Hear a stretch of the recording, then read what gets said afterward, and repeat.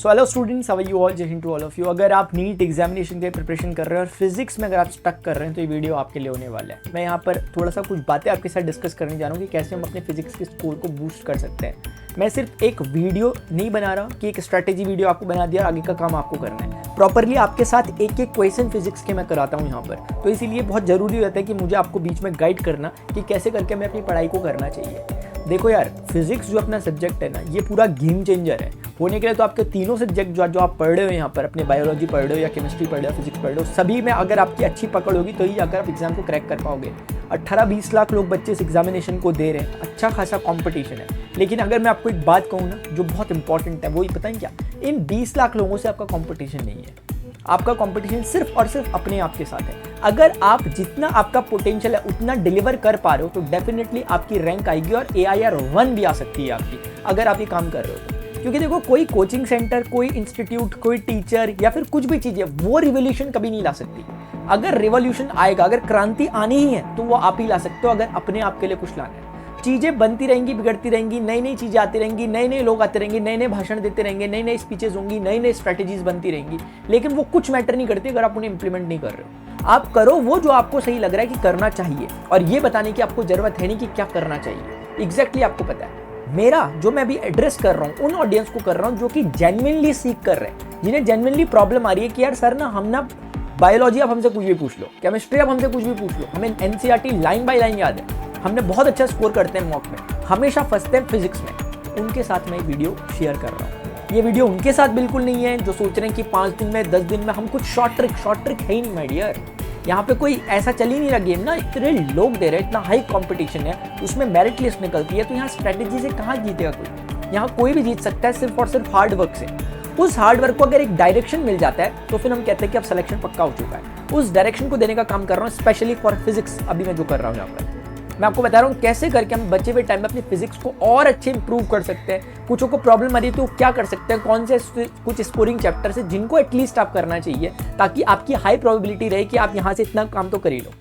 मैं आपको जेन्युइनली बताऊँ कितना स्कोर कर सकते हैं। अगर आप 11th और 12th की ना फिजिक्स अगर आपने नॉर्मल अपने क्लासरूम में भी पढ़ी होगी, अपनी जो क्लासेस आपकी थी क्लास 11th में, क्लास 12th में, एक नॉर्मल लेवल पे पढ़ी होगी, बहुत बड़े फिजिसिस्ट होके नहीं, बहुत बड़े मैथमेटिशियन होके नहीं, एक नॉर्मल वे में डिसेंट तरीके से अगर आपको चैप्टर का मतलब पता है, टॉपिक्स का मतलब पता है, एटम आपको पता है, न्यूक्लियस में क्या होता है, न्यूक्लियर रेडियस वो आपको टॉपिक पता है, dual nature of matter, addition of photo electric emission वगैरह आपको पता है, सेमीकंडक्टर प्रॉपर्टीज वगैरह एन टाइप, ई टाइप भी आपको पता है, इलेक्ट्रोस्टैटिक्स के बेसिक फंडे आपको पता है, करंट, इलेक्ट्रिसिटी, मैग्नेटिज्म, इनके बेसिक रे ऑप्टिक्स के आपको फंडे पता है ना, अगर तो वो स्टूडेंट मेरी नज़र में 150 प्लस के लायक आराम से आ सकता है। जब 150 से ऊपर हमें जाना होता है तो फिर हमें रिगरस प्रैक्टिस करनी पड़ती है, लेकिन 150 तक का स्कोर एक डिसेंट नॉलेज से ही आ सकता है।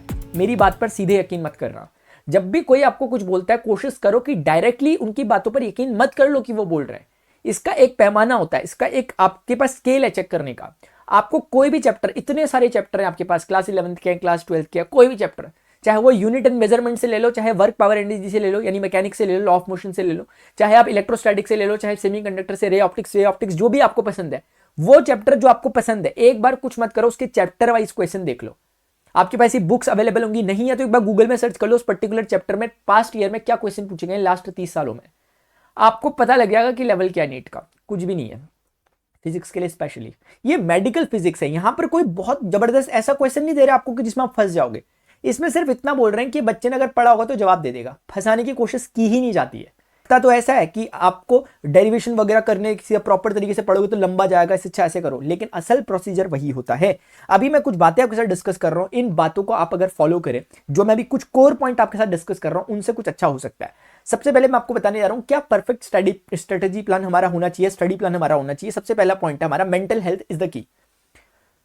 पूरी कहानी में जो एक इंपॉर्टेंट चीज रोल प्ले कर रही है वो मेंटल हेल्थ होगी आपकी, क्योंकि अब आप किस हिसाब से चीजों को ले रहे हो सकता है आपको कोई सब्जेक्ट समझ नहीं आ रहा, फिजिक्स आपको समझ नहीं आ रहा, और आपने उसको अपने ऊपर हावी होने दिया, और उसके चक्कर में आपके और सब्जेक्ट के परफॉर्मेंस भी बिगड़ गए। यहीं पर एक दूसरा पॉजिटिव एटीट्यूड हो सकता है कि आप इस तरह से सोच सकते हो कि नहीं आ रहा, लेकिन मैं ये देखता हूं कि कौन कौन से स्कोरिंग है, चीजों को थोड़ा सा आप क्या करो, को कस्टमाइज करो। ऐसा नहीं है कि हमें सब चीजें समझ नहीं आ रही, कुछ स्पेशल यूनिट्स होती हैं जो हमें प्रॉब्लम कर रही है। हो सकता है एक बारी के लिए, just for the sake of example, मैं कह रहा हूं कि आपको इलेक्ट्रोस्टैटिक की यूनिट समझ नहीं आ रही, तो अब इलेक्ट्रोस्टैटिक की नहीं आ रही तो उसे वाइंड अप करके रख दो थोड़ी देर के लिए, उसके बेसिक समझ ले, ठीक है। अभी नेक्स्ट यूनिट पे जाओ। ऐसा नहीं होता कि आपको एक चीज समझ नहीं आ रही तो सारी नहीं आएगी। हाँ, एक चैप्टर समझ नहीं आ रहा तो उससे लिंक बाकी चैप्टर समझ नहीं आएंगे तो वो पूरी यूनिट कहलाती है। ठीक है, इस तरीके से आपको चीजों को करना है। इसीलिए अपने को ना चीजों को ऐसा करो कि कस्टमाइज करो, जो इजी चीजें पहले लग रही है आपको उन्हें पहले कवर कर लो, इससे कॉन्फिडेंस बिल्ड होगा बाकी चीजों को करने का भी। सेकंड पॉइंट हमारे पास है make a plan on paper. जो भी चीजें आप डिस्कस कर रहे हो आपको एग्जैक्टली पता होना चाहिए मेरे कितने चैप्टर्स हैं, कितनी यूनिट्स में वो बटे हुए हैं, कितने मार्क्स का कहां से क्या क्या आता है। आपका एक एनालिसिस खुद का होना चाहिए और इसको आधार बना के बचे हुए टाइम के लिए, अगर आपका 50 दिन का टाइम बचा हुआ तो उसके लिए कैटेगराइज करो कि मुझे फर्स्ट 10 डेज में क्या करना है, उसके बाद 10 डेज में क्या करना है, उसके बाद 10 डेज में क्या करना है, लास्ट 10 डेज मेरे पास होंगे तब मुझे क्या रिवाइज करना है। तो अभी से काम करते रहो कि आपको लास्ट 10 डेज के लिए जो रिवाइज करने के लिए मटेरियल चाहिए वो क्या होगा आपके लिए। इसीलिए एक तरफ से पढ़ते रहो और दूसरी तरफ से साइड में कुछ इस तरह के नोट पॉइंट बनाते रहो कि लास्ट डेज में मुझे इसको रिवाइज करना है। और ये सारा काम ऑन पेपर होना चाहिए, माइंड में नहीं, क्योंकि माइंड में अभी कोई आइडिया आया, थोड़ी देर बाद कोई दूसरा आइडिया उसे ओवरकम कर देता है, ओवरलैप कर देता है उसको, तो वो प्रॉब्लम करता है। इसीलिए अगला पॉइंट है you have to study selectively. यही मैंने आपसे भी थोड़ी देर पहले कहा।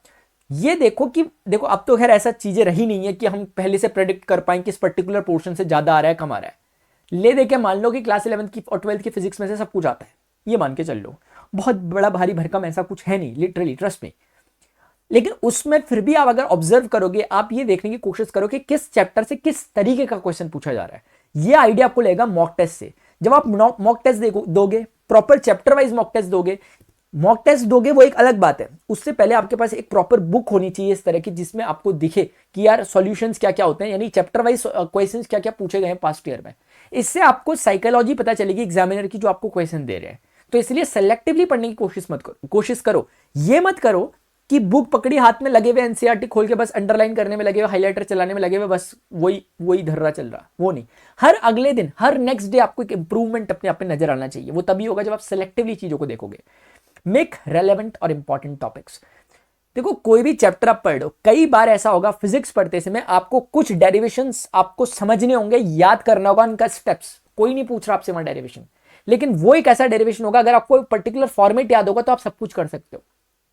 थर्मोडायनेमिक्स आप पढ़ रहे हो, इंटरनल एनर्जी के अगर आपको फॉर्मूले पता होंगे 4-5, अगर लाइन से पता होंगे कि कौन से कन्वर्जन से एनसीवी डेल्टी से कन्वर्जन करके डिग्री ऑफ फ्रीडम के टर्म्स में कैसे निकलता है, पीवी कर्व के टर्म्स में कैसे निकलता है, ऐसे अगर आपको आइडिया होगा तो आप अच्छा कुछ कर पाओगे। आप मेरी बात शायद समझ पा रहे होंगे। तो उसकी एक पूरी की पूरी ना, जैसे मान लेते हैं आपके उसमें कोई एक क्वेश्चन आ गया कि मोनो एटॉमिक गैस के लिए कुछ डिग्री ऑफ फ्रीडम से संबंधित कुछ एक क्वेश्चन आ गया। अब जब आपको पता होगा डिग्री ऑफ फ्रीडम कहते किसे हैं, मोनो एटॉमिक गैसेस के लिए या फिर डाई एटॉमिक या पॉली एटॉमिक के लिए डिग्री ऑफ फ्रीडम की वैल्यू क्या होती है। फिर डिग्री ऑफ फ्रीडम की वैल्यू पता होगी तो आप सीवी की वैल्यू निकाल पाओगे, सीवी पता होगा तो सीपी निकाल पाओगे, सीपी और सीवी पता होंगे तो गामा निकाल पाओगे, और गामा निकाल पाओगे तो फिर आप इंटरनल एनर्जी वगैरह के लिए काम कर पाओगे। तो ये पूरी चेन जुड़ी रहती है। अब आप सोचोगे कि मैं डायरेक्ट याद कर लेता हूं कि gamma is equal to CP by CV, gamma is equal to CP by CV. मैं मोनो एटॉमिक के लिए याद कर लेता हूं, डायटोमिक के लिए याद कर लेता हूं, पॉली एटॉमिक के लिए याद कर लेता हूं। याद करके कर क्या लोगे, याद करना है नो डाउट, लेकिन पता होना चाहिए कि मुझे जो याद कर रहा हूं मैं इसलिए याद कर रहा हूं या कर रही हूं ताकि मेरा टाइम सेव हो। इसलिए नहीं याद कर रहे हम कि चीजें समझ में आए, समझ में तो मैं पहले आ जाना चाहिए। ठीक है, वो प्रैक्टिस आपकी इतनी लंबी, इतनी जबरदस्त हो जानी चाहिए कि आपको चीजें याद हो जाए, फिर ताकि क्वेश्चंस आपने इतने बार देखे होने चाहिए कि आपकी एग्जामिनेशन में जब क्वेश्चन आए तो आप डायरेक्टली क्वेश्चन को मार्क कर लो कि क्वेश्चन तो मैं 36 बार किया हुआ है यार, इसका आंसर यही आता है। वो प्रैक्टिस है, वो याद करना नहीं है। ठीक है, इसीलिए नेक्स्ट पॉइंट है मेक टारगेट्स। अभी से टारगेट बनाना चालू करो। आपका 50 डेज का टाइम बचा हुआ है, अभी से टारगेट बनाओ। अब टारगेट लंबे मत बनाओ, ये नहीं कि 30 दिन बाद मैं तक ये करूंगा। अपनी टाइम टेबल को स्ट्रेच मत करो, बहुत कंप्रेस रखो। मतलब मेरी बात ये समझो, मैं कहना चाह रहा हूं 50 दिन को आप 100 टुकड़ों में बांट लो, यानी एक दिन को आप 2 टुकड़ों में बांट लो, सुबह दिन में और रात में, डे और नाइट में। ये देख लो कि आज डे का टारगेट है, नाइट का टारगेट है। अगर आप बहुत अच्छा कुछ कर पा रहे हो तो अपने डे को 4 हिस्सों में बांट लो, फिर यानी आपके लिए 50 दिन यानी कि 200 टुकड़ों में बढ़ जाएंगे। आप मेरी बात समझ पा रहे होंगे। टारगेट्स जितना हो सके छोटे टारगेट्स लो, ताकि आप अपने आप को सेल्फ इवैल्यूएट जल्दी से जल्दी कर पाओ। क्योंकि ऐसा ना हो कि आपने टारगेट ऐसा लिया कि जो 10 दिन में आपको जिसका इवैल्यूएट आप कर रहे हो, तो 10 दिन में आप इवैल्यूएट करोगे तो आपने बहुत सारा टाइम पीछे छोड़ दिया। कुछ अपनी गलती जो एनालाइज आपकी हो पा रही है उसको आप फिर ढंग से टैकल नहीं कर पाओगे, क्योंकि आपके पास टाइम कम बचेगा। इसलिए जरूरी है कि अपने जो टारगेट्स हैं उन्हें बहुत छोटे छोटे टुकड़ों में आप तोड़ो, ताकि फटाफट से आप उन्हें एनालाइज भी कर सको। ये बहुत इंपॉर्टेंट बात होती है। अगली बात है वर्क हार्ड। इसका कोई सब्स्टिट्यूट नहीं है। आपको कोई भी चीजें यहां पर बताएं, कोई भी आपको, मैं आपको एज अ गाइड अगर कर रहा हूं चीजें, मैं इसलिए नहीं कर रहा कि ले भाई नीट की प्रिपरेशन में स्ट्रेटेजी बता दी हो गया। इतना लंबा बोल ही इसलिए रहा हूं क्योंकि मैं जो कुछ बोल रहा हूं मैं कोशिश कर रहा हूं कि हर कुछ वैसा बोलूं जो प्रैक्टिकल हो, जो चीजें होती हैं, जिससे चीजें समझ में आती है। इसीलिए ये एक नॉर्मल वीडियो होते हुए भी, एक स्ट्रेटेजी वीडियो होते हुए भी लंबा बन रहा है। कारण इसका यही है कि मैं आपको आधी अधूरी जानकारी नहीं देना चाहता। उससे होता यह है कि बच्चा सोचता है यार टीचर ने, एजुकेटर ने तो बोला था, तो मेरे से क्यों नहीं हो रहा, फिर उसको अपने आप में फिर फील होने लग जाता है कि मेरे से ही नहीं हो रहा, एक इंफीरियोरिटी आती है। इसीलिए मैं यहाँ पर टाइम ले रहा हूँ आपको बताऊँ ताकि, तो इसीलिए ना यार, जब मैं फिजिक्स पढ़ा रहा हूँ, जब मैं अपनी क्लास ले रहा हूँ, मैं कोशिश कर रहा हूँ कि क्या कर सकूंगा मैं आपके लिए। मैं आपको बोल दे रहा हूँ वर्क हार्ड करो। मैं यहाँ पे आकर इतने लंबे लंबे भाषण दे रहा हूँ, ऐसी फालतू में नहीं दे रहा यार। आप लोगों के लिए 33 ईयर्स के प्रीवियस ईयर क्वेश्चन का चैप्टर वाइज बना रहा हूँ। बताओ आपको कहाँ मिलेगा इस तरह की चीजें आपको। मैं ये नहीं कह रहा कि भाई यार मेरा ये है नीचे वो है यार, आप जाओ वहां से कोर्स है, उस कोर्स में जाओ, लॉग इन करो, वो करो। मुझे लगता है कि मैं भी आपके लिए फ्री ऑफ कॉस्ट चीजें अवेलेबल करवा सकता हूँ। मेरे में कैलिबर अभी फिलहाल है, मेरे ऑफलाइन के जो बच्चे हैं वो पढ़ रहे हैं। मैं सोच रहा हूँ वो भी मतलब हाइब्रिड है, यानी वो भी अभी इस वीडियो को देख रहे होंगे। तो कहने का मतलब ये है कि उनके लिए, आपके लिए, सभी के लिए, अगर मैं स्टूडेंट कम्युनिटी के लिए कुछ कर पा रहा हूं तो मैं कर रहा हूं। मैं पास्ट 33 ईयर्स के क्वेश्चन को करा रहा हूं। मैंने ऑलरेडी वन शॉट्स कवर करवा दिए हैं। वन शॉट में पूरा कॉन्सेप्ट डिटेल डिस्कशन होता है, उसमें मैं क्वेश्चंस बिल्कुल नहीं कराता।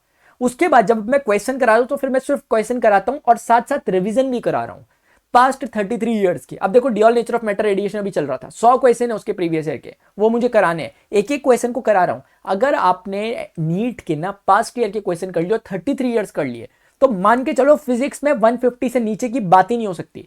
अब उससे आगे 150 से आगे जाने के लिए फिर आपको और एक्स्ट्रा एफर्ट्स देने पड़ेंगे। इन्हीं क्वेश्चन को बहुत बार करना पड़ेगा, इनके इर्द गिर्द सोचना पड़ेगा, जो मैं अपने वीडियो लेक्चर्स में बताता हूं। इसीलिए वीडियो लेक्चर्स की लेंथ भी ज्यादा होगी, ऑब्वियसली होगी यार, क्योंकि अभी जरूरी ये नहीं है कि टाइम कम बचा है, समझ इंपॉर्टेंट है। अगर आपका अच्छा रिदम बन पा रहा है, चीजों को इंटरेस्ट से समझ पा रहे हो, तो टाइम बहुत सफिशिएंट है अपने पास। लेकिन जब समझ ही नहीं आता ना, तो फिर फ्रस्ट्रेशन में आके हम अपने बचे हुए टाइम को भी बेकार कर देते हैं।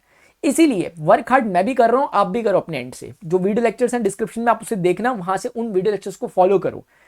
अवॉइड डिस्ट्रैक्शंस में, अगर आप अपने काम को जो भी आप कर रहे हो, अगर आप इसे करते रहोगे तो ऑटोमेटिकली फिर डिस्ट्रैक्शन जैसी कोई चीजें होती नहीं है। अपना जो टारगेट है, आपका जो भी एग्जामिनेशन अभी आपका आने वाला है मई में, उसके लिए प्रिपेयर्ड रहो। देख लो कि एक दिन मेरा कटता रह रहा है। आपकी तरह और भी बहुत से स्टूडेंट है, बहुत से कैंडिडेट है, बहुत से एस्पिरेंट्स हैं जो भी मेहनत कर रहे हैं, और जून में आपका फिर रिजल्ट आता है। बहुत देर नहीं लगती, तुरंत रिजल्ट आता है, तुरंत आप स्विच करोगे, तुरंत अपने मेडिकल कॉलेज में जाओगे, तुरंत डॉक्टर बनोगे। मतलब प्रोसेस इस तरीके से चलेगा, एकदम फॉर्मूला बेस्ड होता है। 150 मार्क्स तक के क्वेश्चन। फिर कुछ क्वेश्चन में, क्योंकि नेशनल लेवल का एग्जाम है, बिल्कुल ही इतना भी नहीं बना देंगे, क्योंकि बच्चे तो बिल्कुल 20-20 घंटे पढ़ रहे हैं, तो इसीलिए वो कुछ क्वेश्चन ऐसे डालते हैं चैलेंजिंग टाइप के, ताकि वो बच्चे को थोड़ा चैलेंज लगे। इसीलिए 180 से 150 आना तो बहुत आसान है, लेकिन 150 से 160 और 160 से 170 180 तक लाना, थोड़ा सा वहां पर आपको पुश करना पड़ता है अपने आप को। लेकिन वो भी इंपॉसिबल नहीं है, बहुतों ने इतने नंबर लाए हैं। 170 प्लस पता नहीं कितने सारे स्टूडेंट लाते हैं, 180 स्टूडेंट्स ले आते हैं। बस आपको जो प्रैक्टिस करनी है अपनी, यहां बायोलॉजी, यहां केमिस्ट्री, फिजिक्स टोटली सब्जेक्ट है अंडरस्टैंडिंग का। एक बारी में आपको थोड़ा टाइम लग सकता है इसे करने में, लेकिन एक बार अगर आपकी समझ बन गई ना, यही वो होगा जो सबसे ज्यादा आपको रिवीजन, जिसमें सबसे कम करना पड़ेगा, वो फिजिक्स होगा। बायोलॉजी में, केमिस्ट्री में क्या चीजें पढ़ते हो भूल जाते हो। फिजिक्स में ये चांसेस बहुत कम है, भूलते हैं नो डाउट कुछ चीजें, लेकिन ऐसा तो है नहीं यहाँ डेरिवेशन आ रहे बोर्ड की तरह आपके उसमें करने के लिए। यहां पर अगर आपने एक बार डेरिवेशन करे, समझने जरूर है फिजिक्स के लिए। एक बहुत बड़ा गलती जो बच्चे करते हैं मेडिकल वाले, जो अपने पढ़ रहे हैं फिजिक्स के लिए, वो पता नहीं क्या प्रॉब्लम होती है उनमें। टीचर्स भी इस बात को कभी कभी प्रमोट कर देते हैं कि भाई ये फॉर्मूला ना याद कर लो, ये फॉर्मूला ना याद कर लो। उस पर्टिकुलर चैप्टर के लिए तो फॉर्मूला आप याद कर लोगे एक बारी के लिए, तो अभी भी आप उस चैप्टर के सामने, तो आपको याद करना आसान होता है, आप कर भी लेते हो। उसी समय याद किया फॉर्मूला, उसी समय फॉर्मूला से क्वेश्चन हो गया, आपसे हो गया, बढ़िया, आप खुश हो गए कि क्वेश्चन कर पा रहा हूं मैं या कर पा रही हूं। लेकिन जब 5 दिन 7 दिन बीते, एक हफ्ते बाद बीते, और आपने देखा उस क्वेश्चन को उठा के अब से हो नहीं रहा, क्यों नहीं हो रहा? क्योंकि फॉर्मूले की नीड है, और फॉर्मूला आपको याद नहीं है। फॉर्मूला याद हो ही नहीं सकता कभी, आप मेन टाइम पे भूल ही जाओगे। अगर फिजिक्स सच में पढ़ना चाह रहे हो ना तरीके से, तो एक बार पढ़ लो भाई उसे तरीके से पढ़ने का मतलब पता है क्या? डेरिवेशन से पढ़ो। हो सकता है आपका कोई आज से पहले डर रहा हो डेरिवेशन के लिए, आप बोलो नहीं यार सर डेरिवेशन क्या बात कर रहे हैं आप, वहां डिराइव थोड़ा करेंगे हम, वो मुद्दा ही नहीं है। एग्जामिनर क्या पूछ रहे हैं ना, वो एक क्वेश्चन पूछते हैं, होता वो 2 से 3 लाइन में आपका आंसर। कोई भी नीट का क्वेश्चन ऐसा नहीं है कि पेज भर के उसका आंसर आ रहा। जो भी क्वेश्चन है वो 3 से 4 लाइन लेगा, मैक्सिमम 5 लाइन लेगा, इससे ज्यादा लाइन लेता ही नहीं आपका कोई क्वेश्चन फिजिक्स में। स्टिल बच्चे फिर इतनी कॉपी इतनी क्यों भरते? यूसेन बोल्ट ने 10 सेकंड की एक रेस लड़नी है, लेकिन मेहनत रहती है 4-4 साल की, 8-10 साल की। क्यों रहती होगी? क्योंकि सर वही इंपॉर्टेंट है। जब आप एग्जामिनेशन में बैठते हो ना, जब आप वहां पर बैठते हो और आपके सामने क्वेश्चन आता है, 3 लाइन में जरूर उसका जवाब आता है, लेकिन उसके पीछे बहुत लंबा थॉट प्रोसेस होता है आपका। उस चैप्टर की पूरी अंडरस्टैंडिंग आपके दिमाग में घूम जाती है। फॉर्मूला जब आप लिख रहे होते हो तो पूरा डेरिवेशन आपके आगे से घूम जाता है। यही तो एक दिन का काम नहीं है यार। अब इसको ये मत सोचना कि सर ये बहुत बड़ा भारी भयंकर काम होगा, ऐसा नहीं होता। उसी के लिए तो आपको इतना लंबा टाइम दिया जाता है कि भाई इतना लंबा टाइम है, इतने लंबे टाइम में आपको इतना सा सिलेबस पढ़ना है, बहुत भारी नहीं होता।